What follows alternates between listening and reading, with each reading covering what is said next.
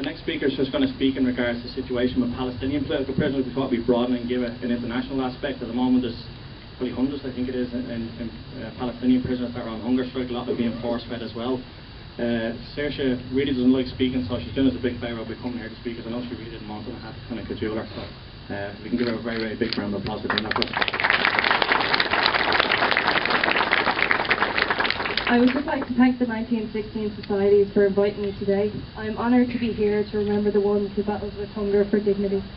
When I look into the crowd, I recognise many comrades. For those of you who I have not met yet, my name is Saoirse Bennett, and I am a political activist. I first became active for Palestine in 2010. In 2011, I travelled to Cairo during the height of the Egyptian Revolution. I was there when the Israeli embassy was trashed and the Israeli ambassador fled. I travelled on to my destination, Gaza, Palestine. I met with Jabir, a woman known as the mother of all Palestinian political prisoners, and many other comrades who are my brothers and sisters. I want to mention I am not a stranger to hunger strike. My grandmother passed away after 7 days of hunger strike in hospital. In Palestine, at the start of May 2014, 5,271 Palestinian security detainees and prisoners were held in Israeli prisons. This includes 17 female prisoners, 196 child prisoners, 27 of these children under the age of 16. 192 of these were administrative detainees, interned detainees.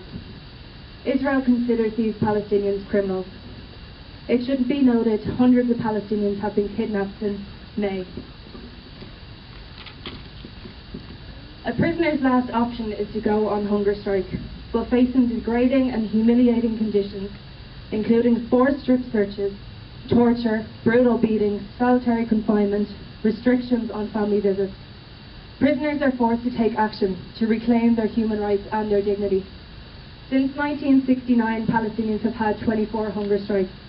Of these, I'd like to highlight that in April 1970 and again in November 1984, Palestinian women led the hunger strike.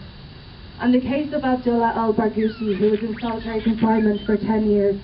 When the prisoners waged a collective hunger strike that lasted for 28 days, they got their comrades out of isolation.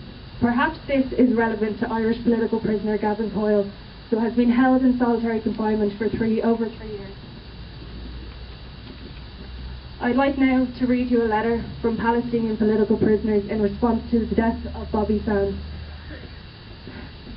To the families of the martyrs oppressed by the British ruling class, to the family of Bobby Sands and his martyr comrades, we revolutionaries of the Palestinian people who are under the terrorist rule of Zionism write you this letter from the desert prison of Nefer.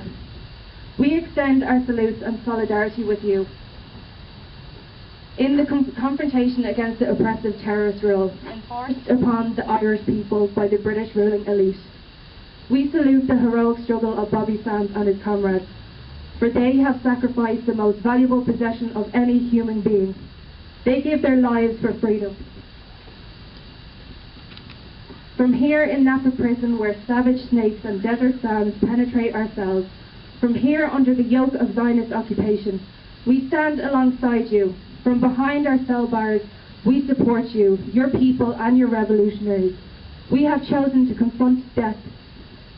Since the Zionist occupation, our people have been living under the worst conditions. Our militants have been living under the worst conditions. Our militants who have chosen the road of liberty and chosen to defend our land, people and dignity have been suffering for many years. In the prisons we are confronting Zionist oppression and their systematic application of torture. Sunlight does not enter our cells. Basic necessities are not provided. Yet we confront the Zionist hangmen, the enemies of life. Many of our militant comrades have been martyred under torture by the fascists, allowing them to bleed to death. Others have been martyred because Israeli prison administrators do not provide needed medical care. The noble and just hunger strike is not in vain. In our struggle against the occupation of our homeland for freedom from the new Nazis, it stands as a clear symbol of historical challenge against the terrorists. Our people in Palestine and in the Zionist prisons are struggling as your people are struggling against the British monopoly, and we both continue until victory. On behalf of the prisoners of NATO, we support your struggle and cause of freedom against English domination, against Zionism, and against fascism in the world. I just want to read a quote from hunger striker Bobby Sands, whose words are becoming more and more relevant to my comrades.